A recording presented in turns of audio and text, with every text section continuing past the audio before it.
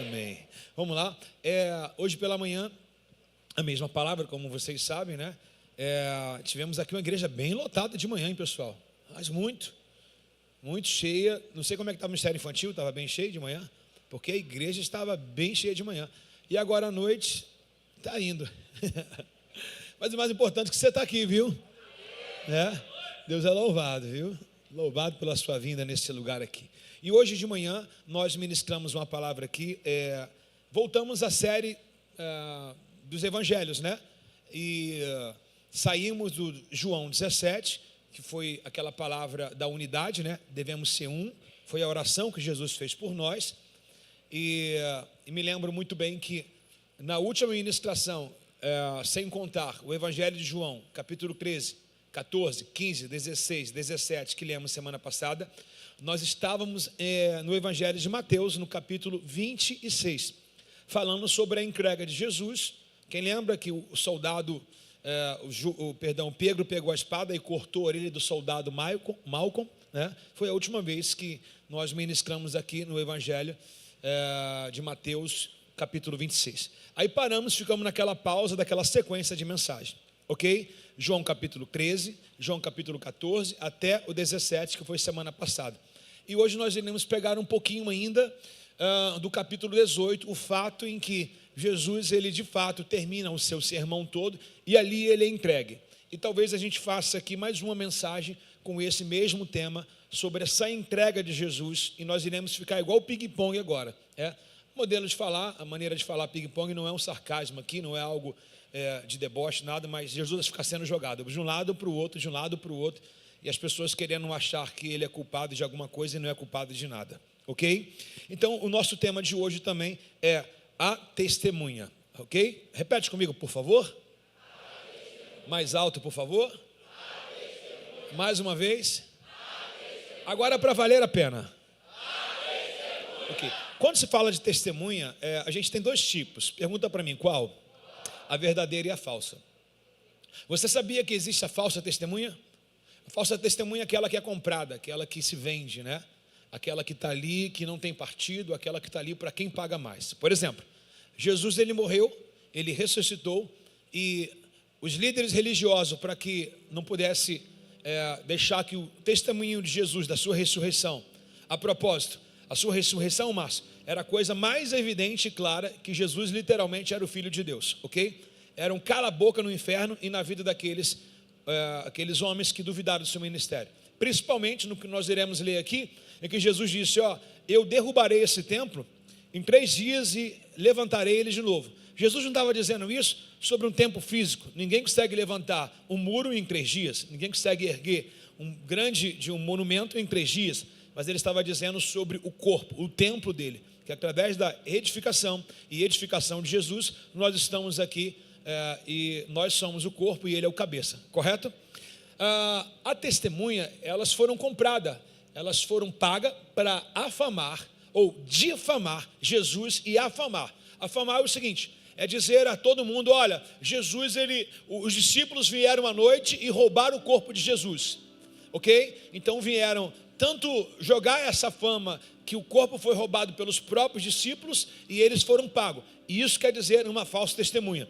Eu uma vez tive um desprivilégio. Eu, como vocês sabem, tive algumas lojas e uma funcionária foi totalmente paga e corrompida para que pudesse testemunhar contra mim. Hoje de manhã eu tive até uma discípula aqui, em que ela é amiga dessa menina e por muito tempo agora elas se encontraram. Ela falou assim, você é da Rehoboth? Ela sou. É do pastor Alexandre? Ela falou, queria tanto, olha só o que a menina disse para ela, eu vim lembrar agora à tarde, eu queria tanto um dia dar um abraço nele e pedir perdão, porque eu fui levado para aquele lugar à força e fui comprado, na verdade, para ir àquele lugar testemunhar contra ele, questões trabalhistas, e ele não é nada daquilo no qual passaram para mim. Então, existem testemunhas compradas, eu tive essa experiência, testemunhas compradas no qual não conhecem nem a história, estão ali, sabe, como se não tivesse propósito nenhum, não tem fins nenhum, não sabe o perigo que é testemunhar. Primeiro, você está vendo que tem uma mão na Bíblia? Ok? Quem já foi testemunha de alguém em algum tribunal? Quem já foi? Você faz um juramento, não faz? Você promete perante ao juiz, que é a autoridade máxima ali, a ser leal e fiel é tudo, estou correto?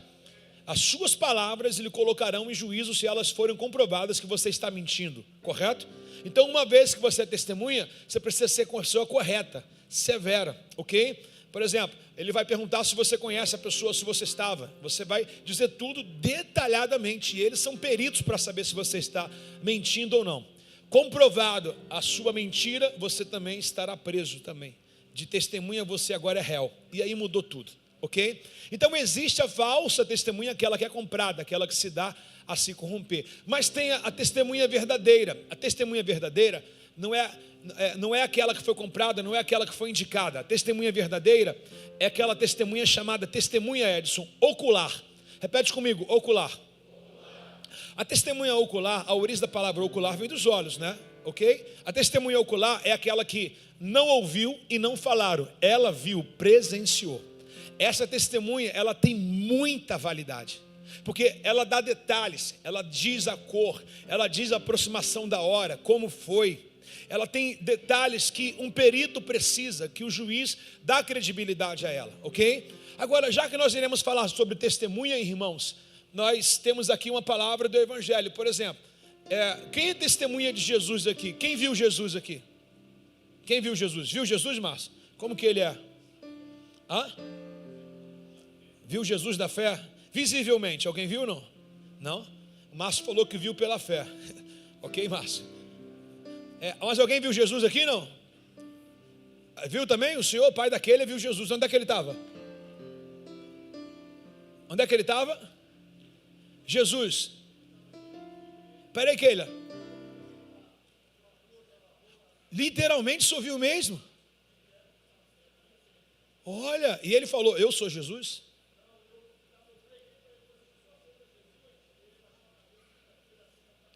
Não, eu estou perguntando se o senhor já viu a Jesus. É? Nossa, que forte isso, gente. Bem, já tem crente aqui, mano. Mas alguém já viu a Jesus ou não?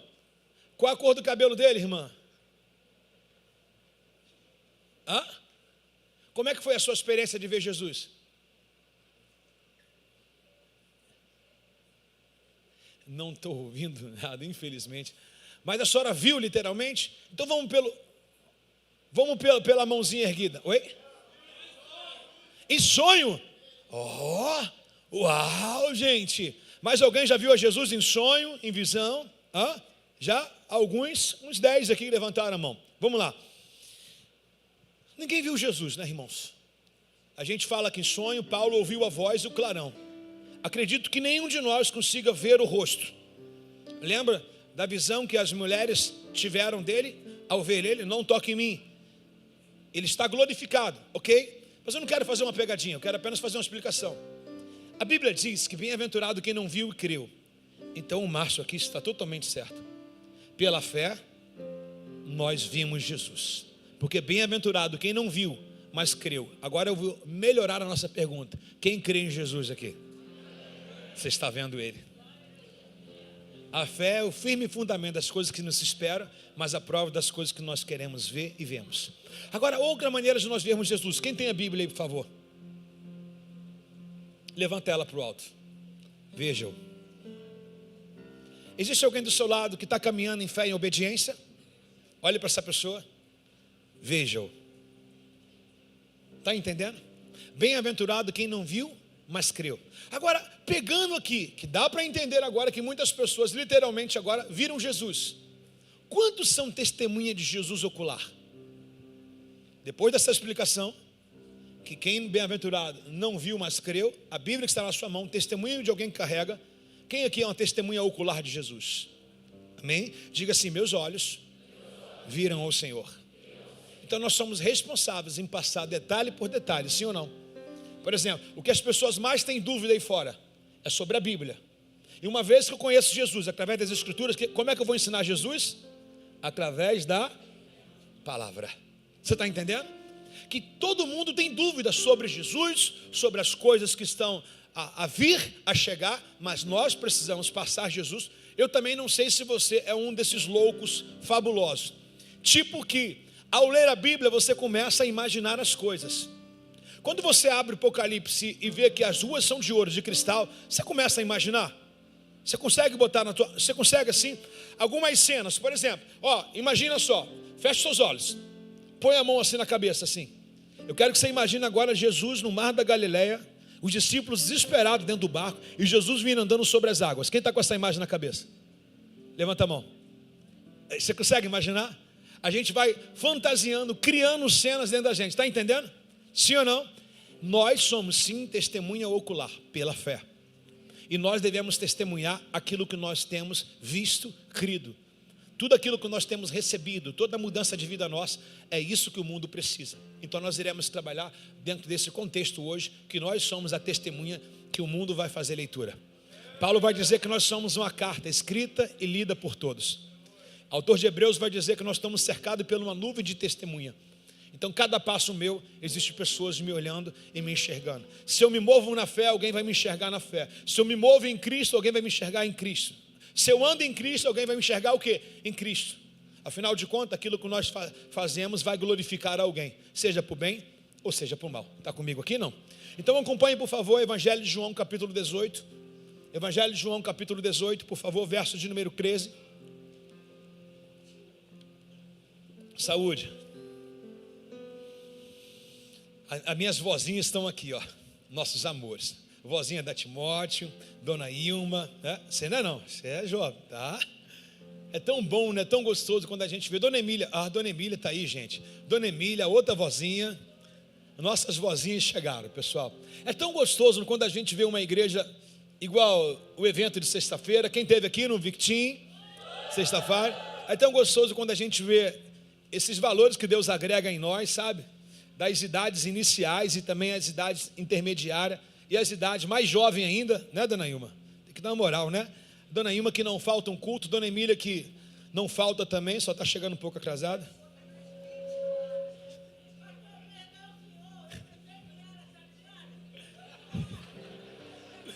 Dona Emília, 20 horas é quarta-feira, meu amor. Tá certo.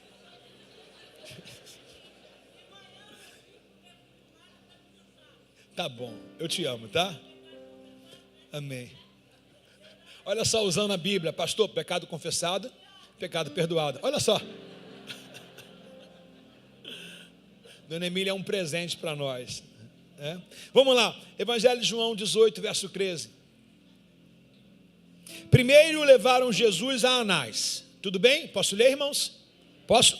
Primeiro levaram Jesus aonde? A Anás, pois era o sogro de Caifás, sumo sacerdote naquele ano. Presta atenção que o texto diz quem é o sumo sacerdote em vigência. Não é Anás. Anás, ele já foi sumo sacerdote, ok?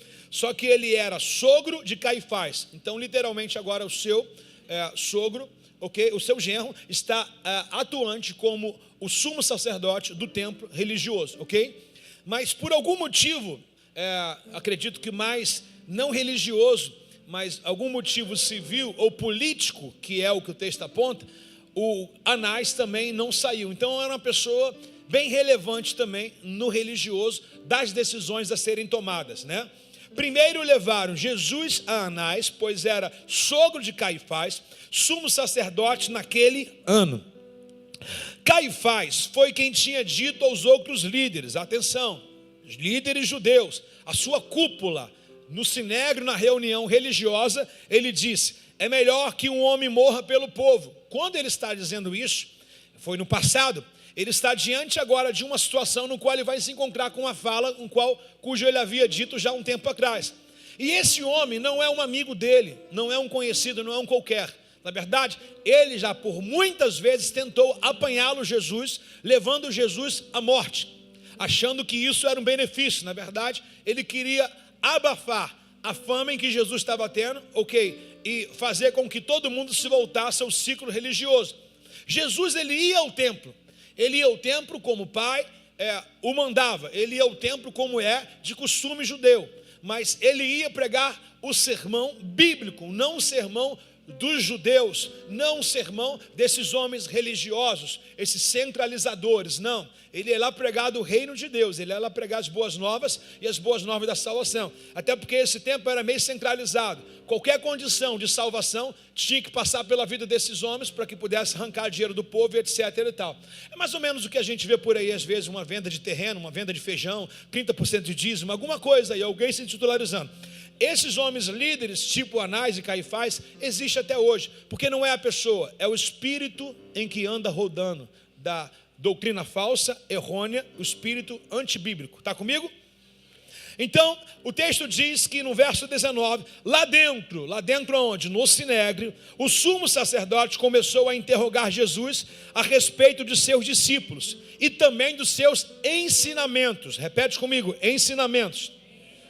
Jesus respondeu, falei abertamente a todos. Olha o que ele disse, uma coisa bem clara. Falei abertamente a todos, na sinagoga, no templo, na praça, no monte, em qualquer lugar. Ele fez um sermão, gente, um sermão bíblico de boas-aventuranças, no qual teve lá presente umas 25 mil pessoas. O texto fala, 5 mil homens, fora mulheres e crianças. Então, dá-se a entender pela multiplicação de crianças e de mulheres, que estava lá com 20 mil pessoas ou mais. Ele não teve medo, em praça pública ele pregava, então ele nunca se omitiu. E ele está reclamando sobre os ensinamentos. Jesus agora ele está no sinédrio, está no tribunal, como mostra aquela figura, e ele falou assim, olha, eu falei abertamente a todos vocês, ensinei regularmente nas sinagogas e no templo, onde o povo se reúne. Por que vocês me interrogam? Ele está dizendo isso para Anás e Caifás. Pergunta, porque vocês me ouviram, vocês ouviram tudo que eu disse, e sabem do que eu disse. Um dos grupos, ou um dos guardas do grupo, no verso 22, que estava perto, bateu no rosto de Jesus, dizendo, isso é maneira de responder ao sumo sacerdote? Ou seja, alguém tomou a dor e achou de forma agressiva a resposta de Jesus, mas eu não vejo ela como nada fora daquilo que é uma realidade. Ele disse assim, vocês estão me interrogando por causa de quê? Dentro do direito dele, ele disse, eu falei publicamente, eu falei nas esquinas, na sinagoga, nas praças, tudo que eu falei, vocês sabem, não precisa perguntar aquilo que vocês já sabem. Afinal de contas, se vocês estão me interrogando aqui, é porque vocês vê os ensinamentos que eu dei. E o rapaz, de forma imediata, querendo defender o que é certo, mas de forma errada, ele pega e dá um soco na cara de Jesus. Foi isso mesmo. Ele soca a cara de Jesus, ele dá um sermão de 5 dedos na cara de Jesus. E ele diz, isso é maneira de falar ao sacerdote? Jesus respondeu logo a seguinte, se eu disser algo, prove, ou se eu disse algo errado, prove, mas se digo a verdade, por que você me bate? Qual o nosso tema aqui hoje? Nosso tema é testemunha. Testemunha apanha ou não apanha? Testemunha tem que sustentar, tem que ter costa grossa ou não tem? Para você sustentar, você tem que ir com a verdade até o final, ok? E é o que Jesus está implantando para a gente, e isso vai ser depois da gente. Então Anás amarrou e enviou a Caifás, o sumo sacerdote. Bom, Jesus está diante do primeiro tribunal. Ele vai para 3. Ele vai para Anás, Caifás e também vai para Pilatos. Ele vai passar como ping-pong. Joga para lá que eu não quero mais, joga para cá que eu não quero mais. Ele ficar batendo para lá e para cá. Esse é o primeiro. Agora ele vai chegar no segundo tribunal, ok? Já que o Anás não tem poder ainda, ele é influente, mas não tem poder ainda de acusá-lo e mandar que ele possa morrer a morte. Agora ele é jogado ao sumo sacerdote oficial do templo. Ei, eu quero que você entenda que esse julgamento está sendo julgamento aqui dentro, religioso. Não é na mão de César, não é no tribunal dos homens lá fora ainda não. É naqueles cujo qual conhece a palavra que Jesus está pregando, mas são cegos para a profecia que estão vivenciando, ok? Eles literalmente estão dando um tiro no pé dele, como diz o costume, porque eles estão matando a própria lenda. Na verdade, eles estão até cumprindo o que é para ser cumprido mesmo de verdade. Mas tudo aquilo que a Bíblia diz, que a profecia diz sobre Jesus, está às claras, está evidente aos olhos deles, e mesmo assim, eles têm olhos, mas não vê, têm ouvido, mas não ouve, têm boca e falam o que querem. Agora, eles são levados até Caifás. E aí diz a nossa história, no capítulo 26 de Mateus, verso 57, presta atenção que a gente vai catar essas leituras já já. Mateus 26, verso 57, diz assim, por favor. Então, os que haviam prendido Jesus levaram para a casa de Caifás. que atualmente, Wesley, ele é o sumo sacerdote. O que é o sumo sacerdote? A pessoa que representa Deus, a pessoa que consegue chegar no lugar santo dos santos. Claro que a arca havia sumido, mas era a pessoa que poderia ir diante da arca, é a pessoa que entra no lugar onde o véu havia se rasgado, eles construíram, botaram lá, mas ele tinha acesso a tudo. Ele era o juiz da parada, ok? O Caifás, então ele tinha acesso a tudo, uma palavra dele era para ser cumprida. O sumo sacerdote, onde estavam reunidos os mestres da lei e o líder do povo. Agora, lá dentro aonde? No Sinédrio, no tribunal, Jesus foi colocado entre os homens, Anás, Caifás, os líderes religiosos, o líder de cada povo, ok? Então o povo também foi participativo através da representação dos seus líderes, ou de cidade, ou de aldeia, ou de família, as pessoas mais fluentes estavam lá, ok? Já que nesse tempo era tudo pago e corrompido, com certeza. Então lá dentro, os principais sacerdotes e todo o conselho dos líderes do povo tentavam encontrar testemunhas que fizessem o quê? Mentisse. Testemunha que fizesse o quê, irmãos? Mentisse. Então existem testemunhas mentirosas? Existe. Por que a gente acredita?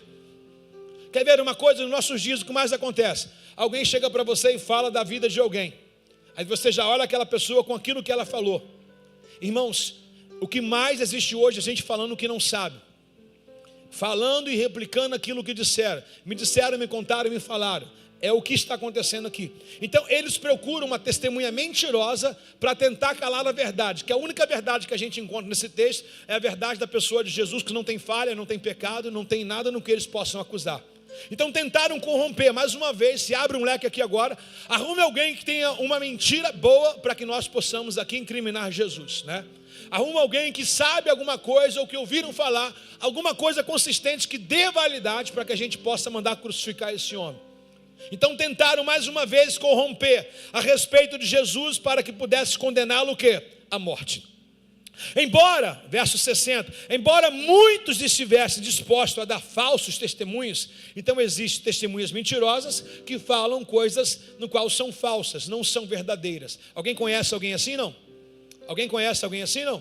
Pergunta, irmãos, alguém conhece? Cadê as mãozinhas? Ok. É aqueles que não tem nada o que fazer, que não tem partido, que não tem propósito, vive falando da vida dos outros, sim ou não? Agora tomara que não seja você essa pessoa, viu?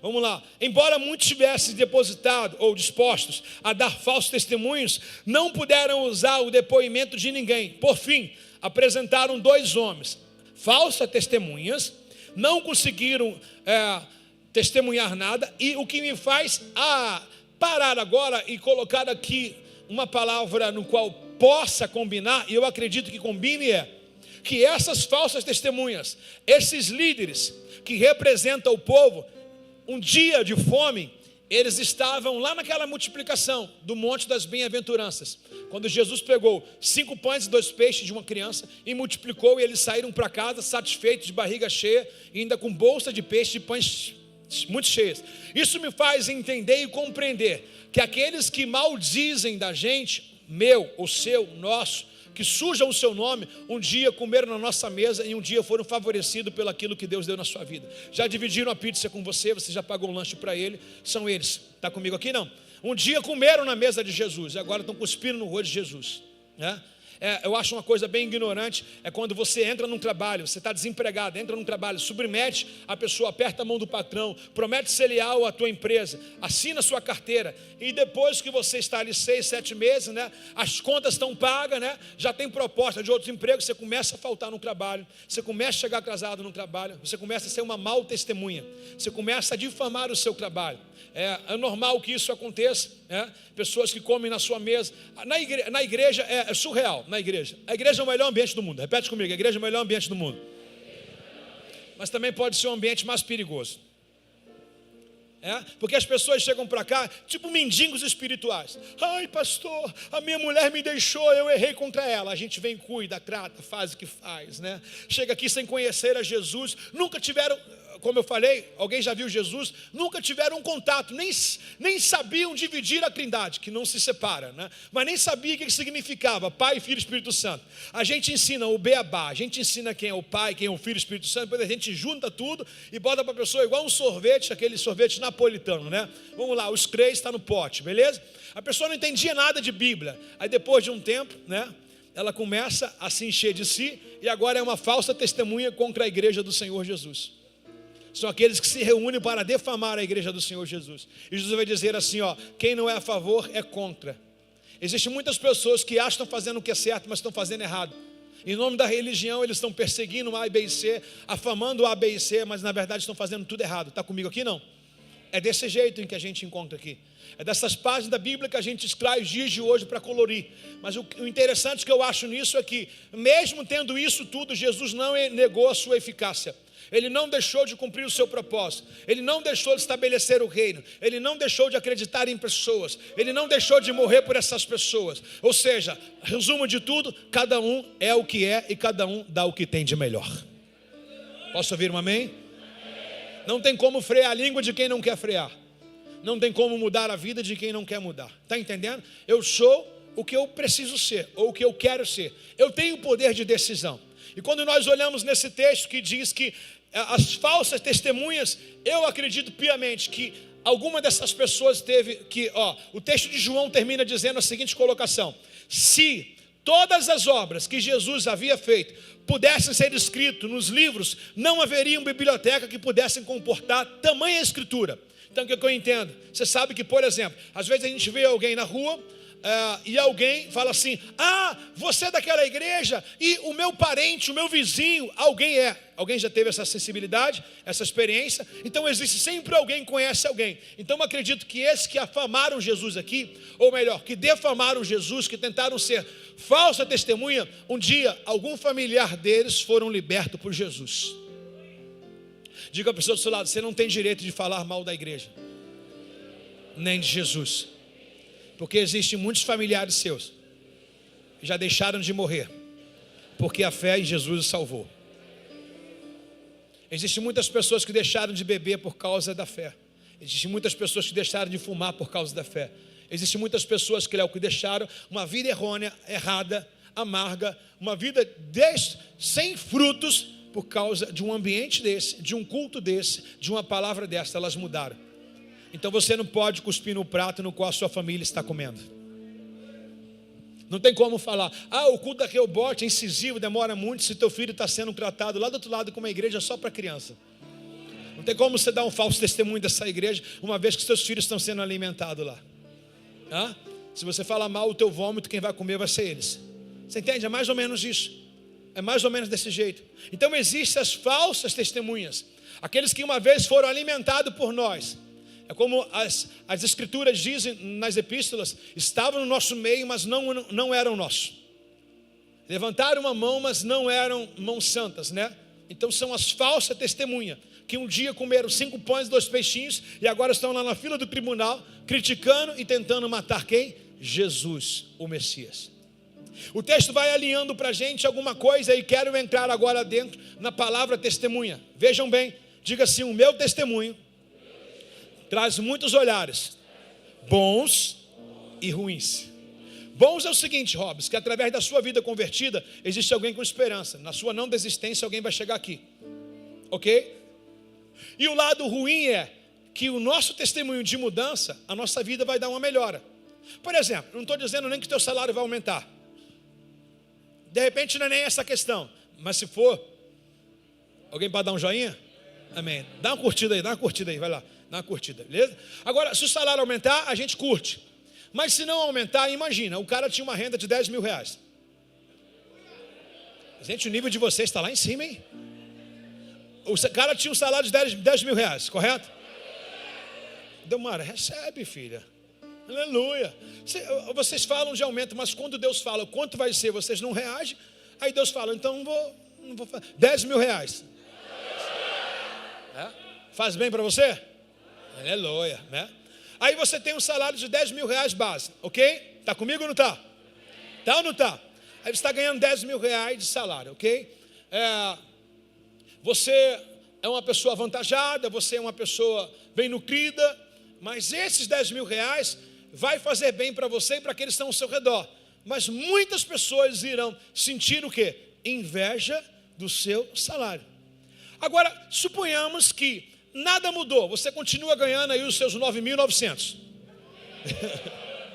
Você continua ganhando em sua média de 3 mil reais. Suponhamos aqui, 3 mil reais de salário. Mas esses 3 mil reais, ele tem validade de 10. E vou te explicar. O cara fumava, não fuma mais. O cara gastava dinheiro em bebida, não bebe mais. O cara gastava dinheiro em pornografia e não gasta mais. Então ele chegava em casa no dia 15, no dia 10, e os 3 mil reais já não existiam. Agora eles existem por quê? Porque ele não gasta mais em coisas inúteis. Está entendendo? Agora ele tem uma vida qualificada. E essa é a prosperidade da Bíblia.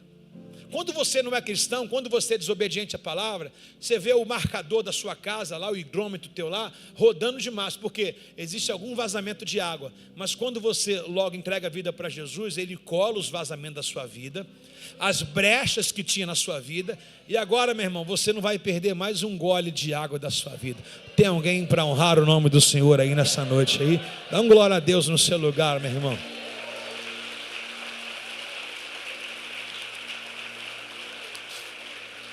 Então, quando a gente fala de testemunho, veja o personagem que eu vou trazer sem antes falar de você, né? Existem pessoas lá fora que vão ver o nosso sucesso e nós seremos testemunhas. Eles podem não se render, não falar com a gente, mas casa só. Quem é solteiro? Casa só.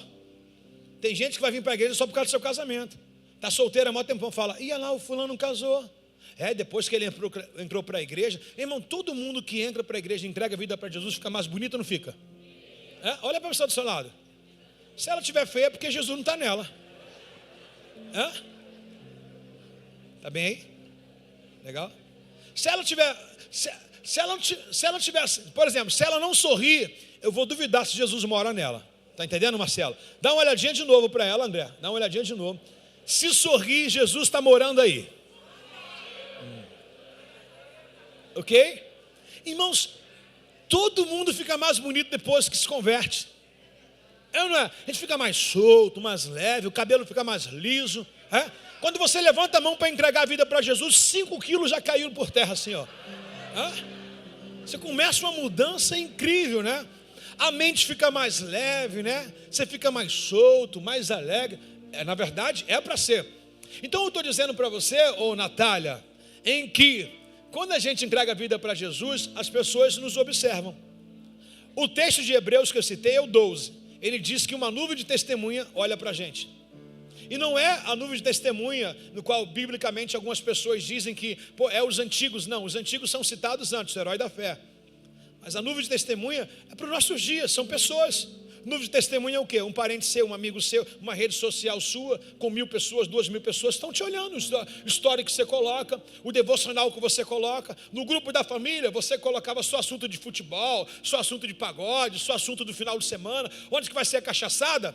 Agora, o que você coloca no teu devocional, eles estão te observando. Podem até criticar, porque a crítica deles é uma autodefesa para dizer que não está entrando a palavra, mas está. Tá? Eles criam, e o fulano agora é tudo igreja, mas dentro dele está dizendo assim, caramba, é verdade, o fulano tem razão, né? É porque não quer dar o braço a torcer, você está entendendo? Então, água mole e pedra dura, tanto bate até que fura. Vai evangelizando até você chegar no êxito no qual você quer. Não desista, até porque alguém não desistiu de você. Se você está sentado aqui, foi porque alguém investiu em você. Agora, a pergunta é, quem deu muito trabalho para quem investiu na sua vida? Levanta a mão. Prepara, porque os próximos discípulos serão igual a você. A senhora não, a senhora foi fácil, a senhora se converteu, a senhora tomou Santa Ceia no mesmo culto, a senhora foi, no mão com açúcar. Só demorou muito, né? Por que eu preciso falar sobre isso aí, irmão? Você entende que cada passo que você dá tem alguém te observando? Cada ação sua, decisão, tem alguém te observando. Por exemplo, quem trabalha num trabalho cujo as pessoas que te cercam são não cristão, chamada de pessoas mundanas, ímpia. Quem está rodeado dessas pessoas? Fala um palavrão perto delas. Ainda que seja algo que você julgue que não é palavrão. Ela vai, fulano não é crente? Né? Tem ela, por exemplo, de repente faz um grupo, fala, pessoal, sobrou esse dinheiro aqui, você mexe com caixa, tudo, sobrou esse dinheiro aqui, vamos dividir entre a gente. Bota a mão nesse dinheiro para você ver se aqueles que estão te oferecendo dinheiro vão olhar para você e falar, você não era da igreja? Então o mundo, na verdade, eles fazem tudo para a gente tropeçar e cair.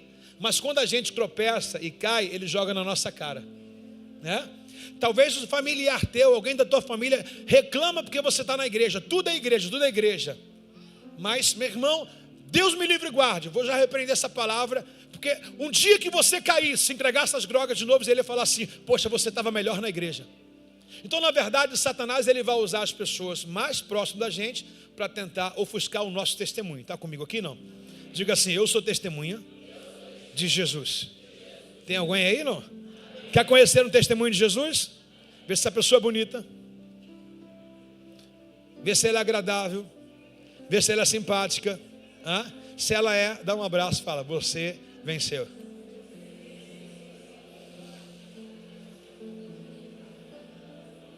Agora preste atenção que nós iremos entrar aqui. Evangelho de São João, capítulo 12, por favor. Capítulo 12, verso 9. Vamos falar de uma testemunha muito conhecida por nome de Lázaro. Sabemos que Jesus, naquela mensagem de Betânia, Jesus por diversas vezes foi até Betânia, principalmente repousar na casa de Lázaro, cujo qual sua irmã era Maria e também a outra era por nome de Marta. E o texto diz para a gente que quando o povo soube da chegada de quem? Quem está chegando em Betânia? Me ajuda, por favor. Quem está chegando em Betânia? Quem está chegando em Betânia? É sua mãe? Sua mãe? Que bacana. Quem está chegando em Betânia? Quem está chegando em Betânia? Então diga: Jesus está chegando em? O povo correu para vê-lo. Vê quem? E depois quem?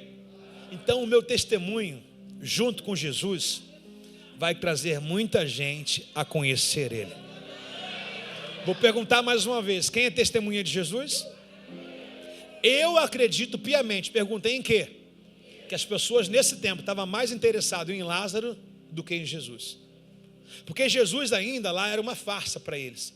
Ainda não havia sido entregue, ainda não havia sido ressuscitado. E teve outros dizendo ser Jesus e profetas também. Então isso é uma coisa muito comum, ok? Mas eu acredito piamente que o testemunho da evidência de um homem que jaz morto há 4 dias e se levantou do lado daquele que disse para ele: levanta-te, junto. Ou seja, a realidade e a sombra, aquilo que eu falo e aquilo que eu vivo, o meu discurso e a prática do lado. Então tudo que Jesus pregou, Lázaro estava do lado, sou eu. Jesus pregava: pessoal, aquele que crê em mim, ainda que esteja morto, viverá. O Lázaro, sou eu. Pessoal, quem crê no milagre, vai acontecer. O Lázaro levantava a mão: sou eu. Então em Betânia, quando as pessoas chegavam para ver Jesus, na verdade, eu acredito que ele estava interessado mais no testemunho de Jesus. Ninguém viu Jesus. Nos nossos dias aqui, foi essa brincadeira inicial, ninguém viu Jesus, mas as pessoas irão ver os frutos dele em nós. Então hoje nós somos uma espécie de Lázaro, Dani, que todo mundo quer ver as áreas da nossa vida que estavam mortas, em que Jesus trouxe a vida. O que não funcionava na nossa vida que agora funciona. As pessoas querem dizer: aquele velho homem, aquela velha pessoa, nós somos o Lázaro nos dias de hoje. Não precisa morrer nitidamente, não precisa estancar tanto assim, mas precisa ser mudança. A Bíblia diz em Efésios 4:27, não deis lugar ao diabo, uma coisa bem evidente: quem roubava não rouba mais, quem mentia não minta mais. Então uma pessoa que outrora foi mentirosa e agora fala a verdade, é evidência que Jesus está ali nesse propósito, é evidência que ela é uma testemunha. Então o que a gente tem de testemunha? Toda vez que eu acerto para o céu, eu sou uma testemunha do que o poder do Evangelho continua o mesmo. Hebreus 13, verso 8 diz que ele é o mesmo ontem, ele é o mesmo hoje e ele é o mesmo sempre. O mesmo poder que tirou Lázaro daquela cova continua ainda transformando a vida do marido, a vida da esposa, continua mudando comportamentos errôneos, estranhos, continua ainda qualificando, e a honra e a glória e o poder é sempre ao nome dele. Alguém aplaude ao Senhor Jesus aí?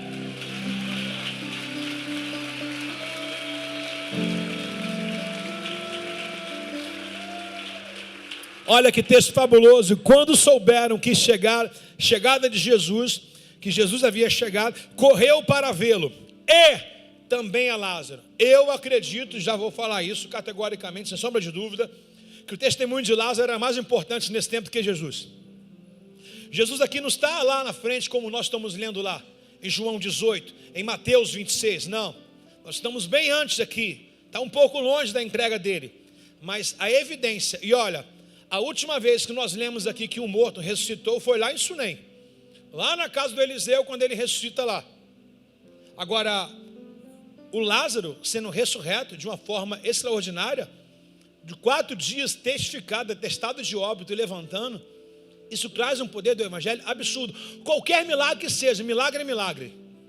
O que é um milagre, irmão? Era impossível a um homem, agora se tornou possível para Deus. Está entendendo? Isso é milagre. O que sai do nosso arranjo, o que sai daquilo que a gente consegue administrar e entra no controle, no domínio de Deus é milagre. O que a gente consegue fazer é apenas recurso ou talvez voluntariedade, esforço nosso mesmo. Mas o que é milagre é o que é. Homem nenhum resolve, Deus faz. Agora o texto diz para a gente a quem Jesus havia ressuscitado dos mortos. Aí presta atenção. Então os principais sacerdotes decidiram também matar o quê? O teu testemunho é tão forte que o inimigo jamais vai desistir de calar a sua voz. O inimigo jamais vai desistir de parar a sua vida. Você está entendendo? Que o interessante, a propósito, o interessante era o quê? Matar o quê? Matar Jesus. Mas espera aí, se eu matar Jesus, mas deixar alguém que crê nele vivo, vai ser como se ele estivesse ali. Exatamente. Você está entendendo algumas guerras nossas? Está entendendo algumas lutas nossas? Porque nós somos testemunha ocular. Mataram o nosso Jesus, aconteceu. Mas o Lázaro está aqui. O Lázaro está aí. O Lázaro está aí. Eu vou dar mais uma chance. Mataram Jesus, mas tem um Lázaro aí, ó. Tem um Lázaro aí. Então o que as pessoas vão tentar fazer? Jogar Lázaro lá dentro da cova de novo. Amarrar e botar ele envolto de um lençol. Mas ninguém vai calar a igreja do Senhor. Ei, ninguém vai tapar a sua boca, ninguém vai amarrar os seus pés, ninguém vai amarrar as suas mãos, porque toda língua que se levanta contra ti em juízo, tu a condenará. Tem alguém comigo aí? O teu testemunho é real, irmãos, real. Agora, então, o interessante é que o protagonista da história é Jesus. E eu não vejo isso como se Jesus não tivesse importância. Pelo contrário, ele tem importância. Só que ele mesmo elevou os discípulos. Olha o que ele diz, olha só para os discípulos. Em meu nome farão obras maiores. Não entenda que Lázaro ser evidência significa que Jesus está sumindo, que Jesus não presta, que é uma idolatria de Lázaro. Não, ele mesmo disse, meu tempo é determinado, acabado. Ele chamou a gente de luz do mundo, ele chamou a gente de sal da terra. Então essa coisa de a gente aparecer, de a gente evoluir, de a gente crescer, é coisa divina, é propósito de Jesus. Ele não gosta de um filho dele caído. Ele diz, erga-te, ponha de pé. Tem alguém comigo nessa noite aí? Não? Então quando o texto aponta para a gente, Ageu, que Lázaro está sendo também percorrido, Lázaro também está sendo cercado para que ele possa morrer, então Lázaro também oferece um perigo, porque o testemunho de Lázaro vai converter muita gente. Existe um Lázaro do teu lado. Não falei que esse Lázaro era bonito? Ele não está mais fedendo, ele não tem mais sabor ou cheiro de defunto, ele não tem mais uma vida minguada, sem graça, atrás da pedra. Esse Lázaro que está do seu lado saiu. Por quê? Porque ele ouviu a voz de Jesus. Ei, Lázaro, venha para fora aí, pelo amor de Deus. O teu testemunho dá convalidação ao reino dos céus. Na verdade, o nosso estilo de vida e a nossa performance, as nossas escolhas glorificam ao Pai. Tudo que a gente faz. Então, não vem com essa, no qual muitos irão dizer, não, poxa, o texto está idolatrando Lázaro. Não está. O próprio Jesus diz que quem crê nele fará obras maiores. Por que obras maiores, Marta? Jesus estava determinado aqueles 3 anos de ministério. A saber, 3 anos e meio de ministério. E os discípulos poderiam viver muito mais que Jesus. Ou seja, a obra dele era aquela. Ele viveu para morrer. E os discípulos viveram para falar da morte e da ressurreição dele. Está entendendo? É o que nós estamos fazendo hoje aqui. Nós somos essa testemunha. Ninguém vai calar a gente. Não pode calar a igreja. Botaram o leão para jejuar, mas não foi vencido. Botaram 7 vezes mais na fornalha, mas não foram queimados. O que fizeram para os antigos lá, meus irmãos? Na fornalha, na igreja primitiva, não pararam. E não vai ser a sua guerrazinha, a minha guerrazinha, que vai parar a gente. Você acha que vai ser uma falta de recurso? Você acha que vai ser um momento? Não, tempestades são passageiras. Tempestades são passageiras. A Bíblia diz que o choro dura uma, mas a alegria vem pela... Então olha para o irmão do seu lado e fala, está determinado o fim dessa questão. Não, fala com mais exatidão para ele. Fala assim, está determinado o fim dessa questão. Hoje eu estava pregando de manhã, teve um discípulo que falou assim, pastor, parecia que só tinha eu e o senhor no culto. O senhor falou a minha vida todinha. Eu fui acusado de algo por um funcionário e etc e tal. E quando você estava pagando, e trabalhando na obra, que eu fico mais feliz disso, ele estava escalado no ministério. Ele falou que ele estava até com vergonha, porque ele estava chorando o culto inteiro, escalado no ministério. Ele falou assim, pastor, Eu nem dormi essa noite, nem eu e minha esposa. Mas o culto de hoje foi uma resposta para mim. Eu estou saindo daqui, pastor, alegre, de pé, erguido. Por quê?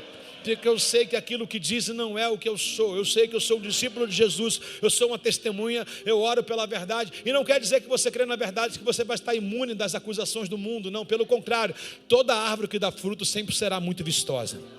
Ninguém vai invadir casa vazia, irmão. Ladrão quer conteúdo. Então, se você tiver controle remoto na mão, olhando televisão, não vai incomodar ninguém. Agora sai para fazer um projeto, sai para falar de coisas no qual ninguém faz, se mete a fazer o que ninguém faz, o que todo mundo quer, mas ninguém faz. Tenha coragem de fazer algo extraordinário, que você vai ver os holofotes serão ligados para você, tá legal?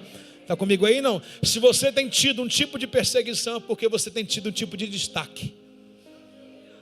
Se alguém tem falado de você, é porque alguma coisa está acontecendo. Então não vamos olhar pelo lado ruim, que é um lado ruim. Alguém falar, mas a gente foi caracterizado para isso. Quer ver uma coisa? Não falei de manhã, separei os versículos bem legais para isso. Dá uma olhada, por favor. Mateus capítulo 5, verso 11, Lu, por favor.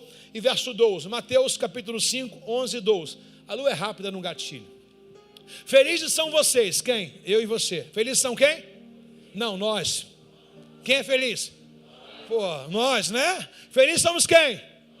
É nós, mano. Felizes somos nós, vocês, quando por minha causa sofrerem zombaria, perseguições, quando os outros mentindo disserem todo tipo de maldade ao seu respeito. Engraçado, aquilo que a gente acha ruim, quem acha legal alguém falar de você? É horroroso, né, mano? Pelo encontro de estado, a gente é humano, parece que bate na nossa pele, parece até que a gente é o que ele está falando.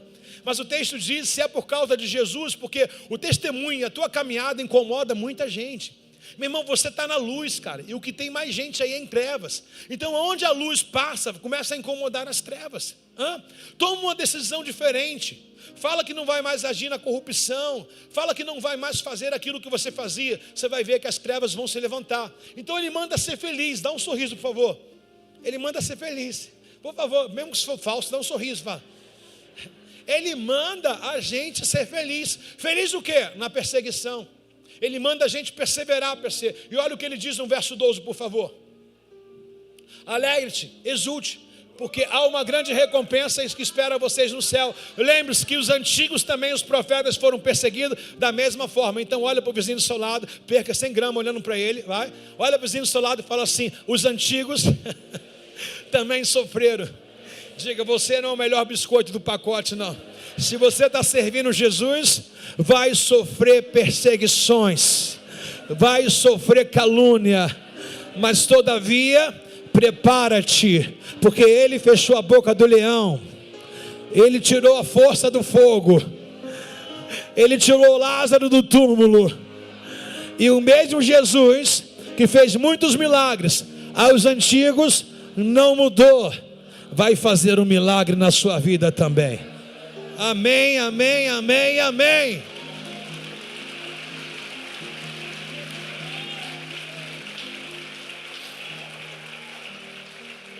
Segunda Timóteo capítulo 2, verso 3. Segunda Timóteo 2, 3. Segunda Timóteo 2, 3, por favor. Segunda Timóteo diz assim, suportem. O que é suporte, irmão? Alguém tem ar-condicionado de split em casa? Ar-condicionado sem ser de janela. Split, de janela também às vezes tem. Sabe o que é split? O Márcio está aqui, o Tecno. O ar-condicionado split, a melhor forma de falar é que desculpa pessoal, a máquina é externa. A evaporadora, condensador, evaporadora fica dentro, aqui a evaporadora aqui. E lá atrás tem uma máquina gigantesca, apoiada num suporte. Se nós estamos sendo refrigerados aqui, é porque existe um suporte sustentando essa máquina. Então quando a gente suporta, vem refrigério para a nossa alma, vem refrigério para aqueles que estão ao nosso redor. Lembre-se bem, quando você passa por uma luta, uma tribulação, quando você tem suporte, lembra desse ar-condicionado, vai ter refrigério também. Quem é um soldado de Jesus aí, não é só aquele que veste a camisa? Quem é um soldado de Jesus aí, irmão? Faz barulho nessa noite aí, irmão. Cadê o exército de Jesus? Cadê a igreja do Senhor? Então suporte comigo, sofrimento como um bom soldado de Jesus. Agora volta lá para o nosso irmão Lázaro, por favor. Nosso irmão Lázaro. Diga, meu brother Lázaro. Verso 10, por favor, Lu, verso 10. Então os principais sacerdotes decidiram também matar Lázaro, pois por causa dele, verso 11, pois por causa de quem? Quem estava, repete assim comigo, por favor. Jesus estava lá, mas quem convertia as pessoas era Lázaro. Está entendendo que Jesus está aí, mas é você que converte as pessoas? Está entendendo parece meio doideira, mas é real. Olha o que o texto diz, pois por causa dele de quem? Lázaro, muito do povo, os que haviam abandonado, criam em quem? Jesus. Ele é tão incrível que ele está, mas ele não aparece. Por quê, irmãos? A questão de pai é lógica. Qual pai quer que o filho seja menor do que o pai? Todo pai quer que o filho tenha mais sucesso que o pai, sim ou não? Todo mundo. Jesus mesmo levantou os discípulos dizendo assim, vocês serão melhores do que eu. Eu vou entender que ele disse isso quando ele falou, vocês farão obras maiores do que a minha. Irmão, obra maior, o cara mandou Lázaro levantar, Tiago. Pelo amor de Deus, acho que eu vou sair no cemitério depois desse culto aqui. Vou chamar logo uns 10 logo. Ei, Jesus falou maior, então 10 aí, 10. 10 levanta aí. Pô, gente, não quero brincar com sentimento, mas é uma coisa alegórica para a gente entender que a gente tem poder de fazer muito mais do que a gente está se limitando a fazer. Entendeu? Fala para o irmão aí do seu lado, você pode fazer obras maiores. Mas para isso tem que suportar as crises, as dores, as decepções, as frustrações. Diga isso com mais verdade, irmão. Está com medo dessas coisas? Segura na mão desse vizinho aí e fala assim, fala aí, soldado. Vai pedir para sair, 02?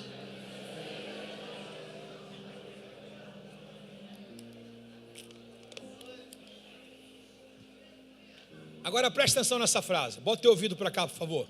Tira a cera. Limpa ele, por favor. Põe bem para cá, assim. Verdadeiras testemunhas trazem consigo característica. Bota assim, Bruno. Nem precisa muito, não. Só faz assim que já está. Verdadeiras testemunhas trazem consigo características visíveis de uma vida transformada. Verdadeiras testemunhas carregam consigo as características visíveis, dona Angélica, de uma vida transformada. Repete isso se você aprendeu.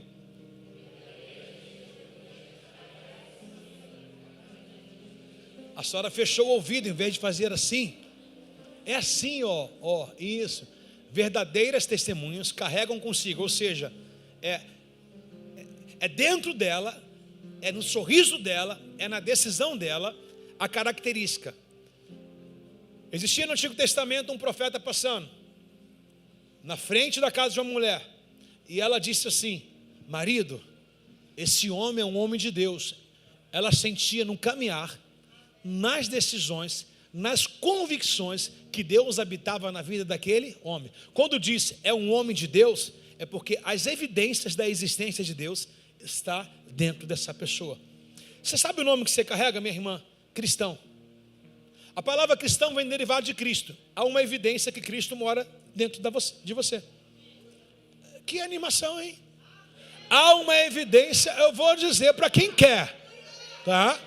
Para quem ama Jesus. Se você não ama, pode ficar em silêncio, pode fechar os ouvidos, os olhos.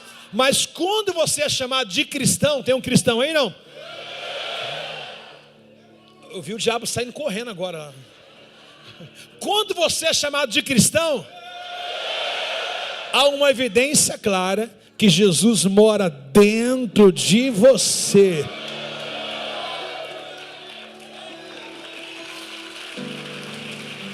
Quem lembra aqui do último culto passados aí, não sei qual foi o dia, quarto, domingo, mas que nós falamos sobre João 15, a videira verdadeira. Uma vez eu cheguei a comentar quarta-feira, Fábio, tá bom, Fábio, obrigado, Fábio. Uma vez eu cheguei a dizer que dentro desse contexto em que nós lemos aqui, em que ele diz: sem mim nada podereis, foi ou não foi? Sem mim nada podereis fazer. Então automaticamente você deve ter 1,80 m, você acha que a força é sua, mas não é. É o que está dentro de nós. Ele potencializa a gente. Lembra que ele falou: vocês são a luz do mundo, mas ele é apresentado como a luz. Vocês são o sal da terra. A palavra luz e sal é trazer direção. Luz é direção, sal é dar gosto, sentido na vida. Então, se a tua vida tem tomado algum sentido, se alguma coisa tem sido avantajada, não é porque você é bom. Ele finge que é isso, mas na verdade é porque ele habita dentro da gente. Se nós temos aptidões de escolher algumas coisas no qual a gente glorifica a Deus, é o impulso, é a pessoa do Espírito Santo através de Jesus que mora dentro da gente. Se a tua vida tem sido uma vida no qual você tem se afugentado, fugido do poder das trevas, seus caminhos já não são mais caminhos perversos, oscilantes, é sinal, a evidência que existe aí Jesus morando dentro de você. Então dá um abraço nesse Lázaro que estava aí morto, agora está com vida. Aleluia. Mas dá um abraço forte, pode enforcar o irmãozinho. Pode enforcar ele, pega assim no cangote, né, Lorena? Pega no cangote, enforca ele. Sabe o que Paulo vai dizer? Olha as frases de Paulo. Olha que loucura de Paulo. Presta atenção, irmãos. Já não vivo mais eu, mas Cristo vive em. São essas convicções que fazem a diferença nos nossos dias. Já não sou mais eu que vivo. O que Paulo está dizendo? Eu não tenho poder de decidir nada. Eu não tenho poder de fazer nada. Mas quem está dentro de mim resolve tudo. Entendeu? Já não vivo mais eu, mas Cristo vive em mim. Paulo é muito incisivo, muito taxativo. É uma pessoa decidida para os nossos dias, né? É uma pessoa no qual ele traz para a gente. Lembra a última frase que nós falamos aqui? Verdadeiras testemunhas trazem consigo característica de mudanças, ok? De uma nova vida, visível uma nova vida nessa pessoa. Paulo ele diz, quem está em Cristo, nova criatura se tornou. As coisas velhas se passaram e tudo se fez novo. Por exemplo, quem está em Cristo Jesus, qual é a colocação verbal? Presente, passado ou futuro? Presente. Eu estou, quem está agora em Cristo Jesus. Então ele chama você para o presente. Porque o futuro depende de você, da tua estabilidade, da tua permanência e resiliência. Mas o teu passado já saiu de você há muito tempo. O que nós fizemos, coisas errôneas, já saiu há muito tempo. Ele fala com a gente no presente. Quem é que martela a nossa cabeça ao passado? O diabo. Porque a Bíblia diz que ele é o vil tentador. Sabe aquele tribunal? Você é o réu. Jesus é o advogado e tem um acusador, que é Satanás. Aí Satanás vai dizer assim, mas ele fez, mas ela fez, etc. Aí Jesus vai dizer assim, só para os crentes, viu, que entenderam isso aqui. Só para os crentes. Fala para essa pessoa do seu lado, é porque a mão de Jesus é furada, crente. Eu não vou furar a minha mão para te fantasiar aqui o que você precisa entender pelo Espírito, está entendendo? Ele só faz assim, foi pago o preço, né? Você vai acordar amanhã de novo, amanhã cedinho você vai acordar e vai estar sendo validado para você, ok?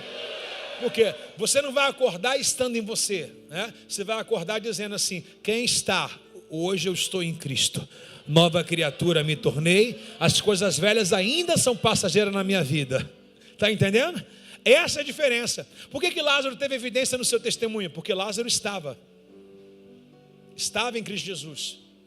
Ele não esteve, ele estava. Lázaro, o pessoal ia ver Jesus e ia ver Lázaro, então Lázaro estava lá.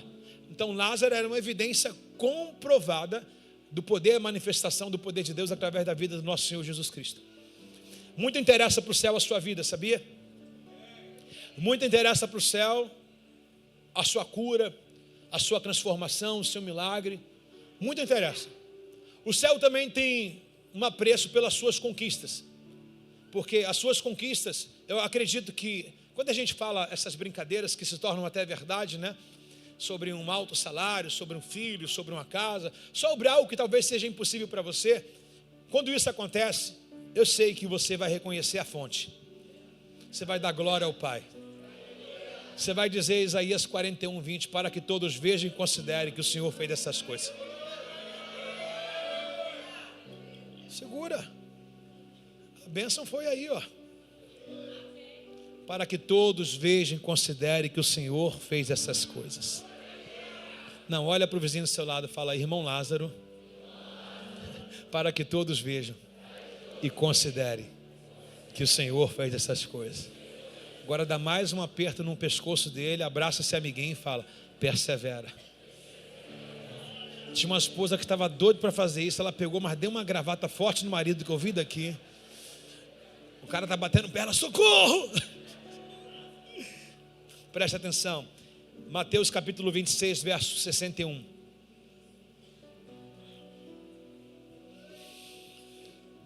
Mateus 26, verso 61. Ainda no tribunal de Caifás, que declararam: esse homem disse, sou capaz de destruir o templo e reconstruir de novo em 3 dias. Lembra que eu falei? Então o sumo sacerdote levantou e disse: você não responde a essas acusações? O que tem a dizer em sua defesa? Jesus, porém, lhe permaneceu calado. O sumo sacerdote lhe disse: eu exijo que em nome de Deus você nos diga se você é Cristo, o Filho de Deus vivo. Irmãos, olha o que Jesus vai responder no verso 64. Então Jesus respondeu: é como você diz. Eu lhe digo que no futuro você verá o Filho do Homem assentado à direita de Deus Poderoso, vindo nas nuvens dos céus. O Caifás diz assim: ah é? Você não quer confirmar o que eles estão testemunhando, que você disse que vai derrubar o templo e reconstruir em 3 dias? Mas eu exijo. Quando ele colocou exija, porque Jesus tinha que dar uma resposta, ele era o sumo sacerdote. A ausência de resposta já o condenaria. Exijo que você me responda: é você mesmo Filho de Deus? Ele diz assim, ó, é como você disse. A tradução que Marcos vai colocar, ele diz assim, ó, sou eu mesmo. Como você diz, a gente não está anulando o que a pessoa está dizendo, a gente está confirmando o que ela diz, ou seja, é conforme as suas palavras. Agora, olha o que o Marcos vai dizer no capítulo 14, verso 62. Ó, a mesma pergunta foi feita para ele, 14, 62. Vamos lá, por favor? Diz assim: Jesus disse, eu sou, disse Jesus, e vocês verão o Filho do Homem sentado à direita de Deus, o Todo-Poderoso, no qual virá do céu nas nuvens. O que eu quero colocar com isso para vocês é que o mundo vai querer uma verdade de nós. Amanhã alguém vai te perguntar, se você for para a igreja, você vai dizer fui. Amanhã alguém vai perguntar, você é cristão? Você vai dizer sou. Você não pode negar. Uma vez que você nega a falar o que você é, você está negando a existência que você é filho de Deus. Então, já que nós somos uma testemunha, o que é que nós somos? Uma testemunha. Nós precisamos confirmar a nossa paternidade. No momento que Jesus foi falar, esse era o momento ápice de Jesus. Se ele falasse ali que ele era o Filho de Deus, era blasfêmia. Ele seria apedrejado, porque essa foi a maior discrepância e o motivo no qual ele foi colocado ali como errado e até mesmo levado a ser sentenciado e morto, porque ele falou que ele era filho de Deus. Mas morrer como filho de Deus é o máximo. O ruim é morrer como filho do diabo. Está comigo aí não? Diga assim: eu não vou negar a minha fé. Amanhã terá provas para nós, Michel. Amanhã terá diversidade para cada um de nós. Você vai se posicionar como filho de Deus, porque a Bíblia diz: qual a vitória que vence o mundo senão a nossa fé? A Bíblia diz: quem é nascido de Deus, o inimigo não toca. Pastor, você falou que Jesus morreu, era o propósito dele, mas o teu propósito é que você se mantenha vivo e uma vida com abundância. Está comigo aí não? Diga assim: eu vou testemunhar a minha fé para o mundo ouvir. Diga: minha rede social, minha casa, meu carro, tudo que é meu vai exalar a essência de Jesus. Alguém reconhece isso aí? Dá uma salva de palmas ao Senhor.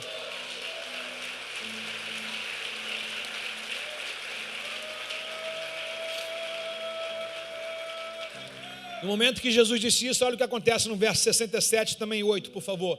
Verso 67, verso 68, por favor. No momento que disseram isso, olha o que diz. Então começaram a fazer o quê? A cuspir, verso 67, 14, 67, está certo aí? Não, filha, é Mateus 26, tá? Mateus 26, verso 67, 68, muito obrigado. Então começaram o quê? A cuspir no rosto de quem? E dá-lhe o quê? Socos. Pergunta essa pessoa: quer que eu te mostre? Começaram a fazer o quê? Dar socos. Alguns lhe davam o quê? Tapa. Você imagina o Jesus que a gente acredita como Deus, está à direita de Deus, o que venceu a morte, tomando soco e chute e sendo cuspido.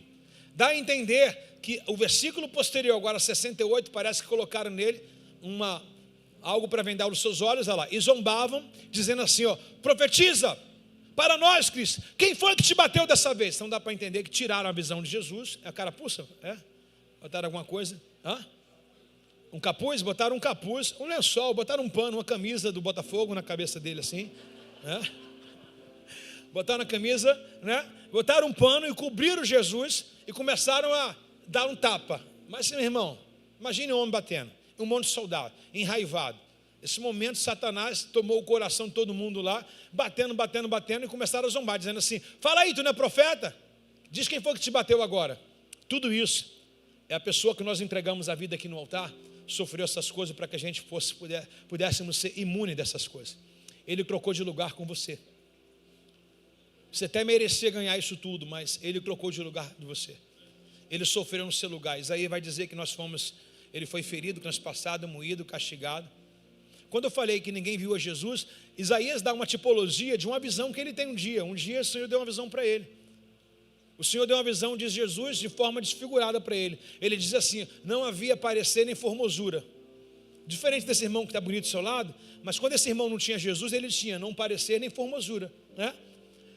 Jesus, imagina, irmão, alguém tomando soco, alguém tomando pontapé, a pessoa vai ficar bonita, né? Faz like para ela, não. Quando alguém está apanhando, ela fica desfigurada, aí dá para entender, porque ele recebeu uma coroa de espinho, ok? Alguém cravou aquela coroa de espinho, isso traz a inflamação instantânea na hora, um inchaço, ok? Você vê pelaquela figura do jardim, do Leonardo Gonçalves, que faz a retratação aqui da sua morte, paixão de Cristo, né? Como o rosto dele estava. Então, o Isaías, ele tem aquela visão do futuro, como Jesus ia ficar. Ou seja, não foi nada bom que ele sofreu por mim. Ele ficou feio para que eu pudesse estar bonito. Ele sofreu para que eu pudesse ser saudável. Ele morreu para que eu pudesse ter vida. Você devia aumentar o seu nível do glória aí, viu? Então ele sofreu tudo para que eu não pudesse sofrer nada. A única coisa que ele quer de mim é o quê? Suporta. Só isso. Suporta as aflições de bom soldado. Então a minha luta é grande? A sua luta é grande?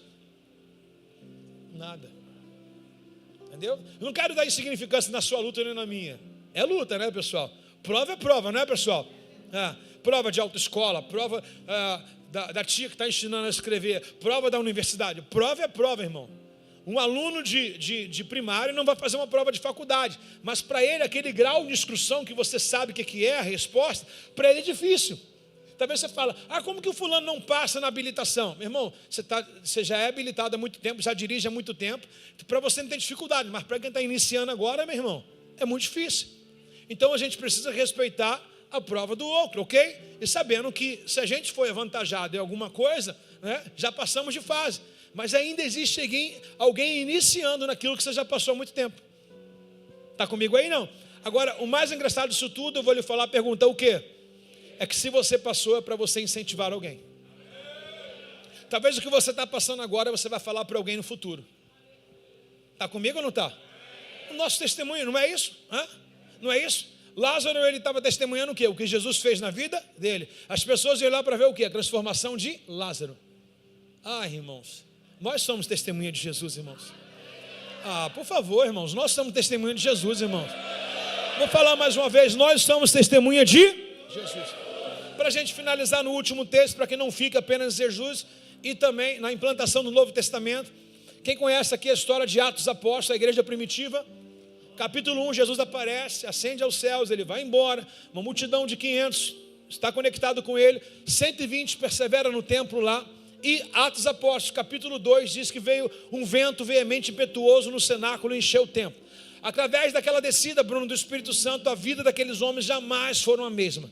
Eles foram selados, impactados, eles foram lacrados para um propósito. Aí começam as evidências do sinal. A primeira pregação de Pedro, 3.000 almas. Depois o texto aparece com 5.000 almas convertidas. E depois o texto diz que Pedro andava, a sombra dele curava as pessoas. Coxos eram curados, aleijados eram curados. Pessoas com qualquer tipo de enfermidade eram curadas. Porque a evidência da testemunha é que vai haver cura, vai haver transformação, vai haver salvação. Em Atos 4, capítulo 4 aparece um monte de evidências de curas através das testemunhas. Jesus já não está mais ali. Quem está ali agora? Sou eu, o Pedro, é você, o João, é o Tiago que está curando, que está pregando e salvando vidas por aí. Está entendendo o poder de uma testemunha quando ela crê, quando ela toma posse? Agora no capítulo 5, eles estão pregando, repete comigo, eles estão pregando. Só para ficar gostoso, já estamos terminando, diga, eles estão pregando.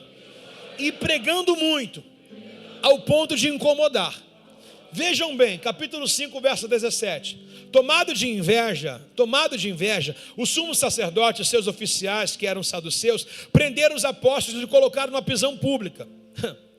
Os caras estavam pregando demais, ganhando vida demais. Pensa no Pegrim, meu irmão. Cara retado, João, todo mundo pegando, ganhando, batizando, fazendo negócio acontecer. O que fizeram os saduceus? Os saduceus era a PRF dos tempos bíblicos. A polícia federal, ok? Era aqueles que eram uma nata do governo, algo bem diferenciado, porém não coligado, mas um polícia civil disfarçado. Eram os saduceus aqui que trabalhavam para Roma. E eles também têm autoridade. Então eles prenderam os discípulos, né? Olha só o nível que aumentaram para prender eles, né? E não tinha armas, não tinha vera-paus, não tinha espada, não tinha nada. A gente pode não ter armas que o mundo mostra para a gente que eles têm, mas a gente é uma ofensa para o mundo sem armas. Por quê? Porque o poder de Deus incomoda que está na gente. Está entendendo? Fala para o irmão do seu lado, você é uma ameaça para o inferno. É isso ou não é, Rose? Os discípulos uma vez foram pregar numa cidade, se eu não me engano, Atos 16, 17. O texto vai dizer assim, que os moradores daquela cidade disseram assim, olha que frase horrível, mas bem avantajada para nós: esses que alvoroçaram o mundo também chegaram aqui. A palavra alvoroço é esses que bagunçaram o mundo pelo evangelho, que transformaram o mundo também chegaram aqui. Alguém pode dizer isso sobre a sua casa? Alguém pode dizer isso sobre a sua comunidade, sobre a sua cidade? Esses que alvoroçaram o mundo, que estão movimentando o mundo, também vai chegar aqui, está entendendo? Aqueles perturbadores, aqueles que chegam e Jesus faz a obra, transforma as vidas, restaura a vida. Imagine Jesus chegando em Gadara, gadareno, esse que alvoroçou o mundo também chegou aqui. Assim será na sua vida. Deus vai levar vocês em lugares que não tem luz, e os espíritos estão lá, vão dizendo assim, esses perturbadores vieram tirar a gente desse lugar. Por quê? O Espírito do Senhor está sobre mim, me ungiu para pregar as boas novas, me levantou para declarar libertação aos cativos, as quebras de correntes dos prisioneiros, e declarar o ano aceitável do Senhor. Deus essa semana vai lhe dar poder para expulsar espíritos malignos, para libertar pessoas. Você vai pôr as mãos e aquilo que é ruim vai sair. Está comigo aí não? Quem está cheio do Espírito de Deus, manifesta aí a graça de Deus nesse lugar, nessa noite hoje.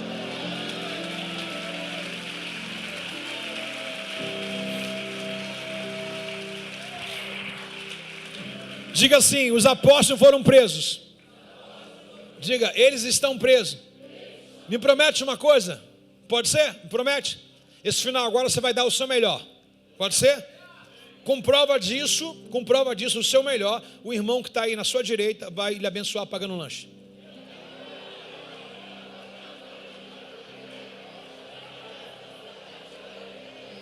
Ela não gostou muito da ideia não, Anderson.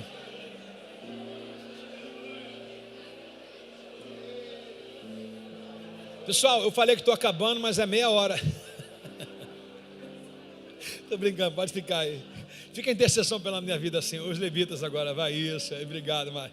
Vamos lá. Então eles prenderam, diga assim, prenderam os apóstolos. O que é prender? Difamar, falar, caluniar. Existem essas coisas que parecem uma prisão. Talvez nós não estamos presos, mas estamos presos emocionalmente naquilo que estão dizendo. Ou naquilo, Marta, que falaram a nosso respeito. Mas olha o que vai acontecer nessa noite. Pergunta o quê? Vai ter anjo abrindo essa cadeia aí, meu irmão. Vai. Olha o que o texto diz pra gente. Prenderam os apóstolos e colocaram na prisão pública. Verso 19. Um anjo do Senhor, porém, veio durante a noite, abriu as portas do cárcere e levou-o para fora. Diga para o seu vizinho, é noite de libertação. Fala para ele, aonde você está parado, estacionado, o que disseram, o que falaram, o que contaram, Jesus está abrindo essa cadeia agora. Seja liberto na mente, seja liberto no corpo, seja liberto na alma.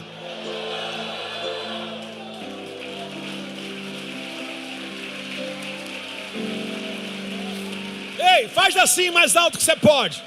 Se você quiser depois dessa, você vai tomar posse da palavra. Olha o que vem depois. Eles foram libertos, repete comigo. Eles foram libertos do que falaram, do que disseram, do que contaram. Quem libertou eles? Diga, o anjo do Senhor.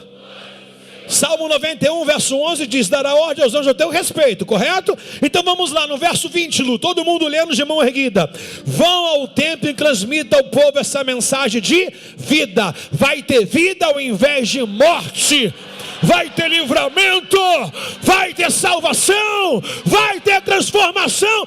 Essa é a mensagem do Senhor essa noite. Ei!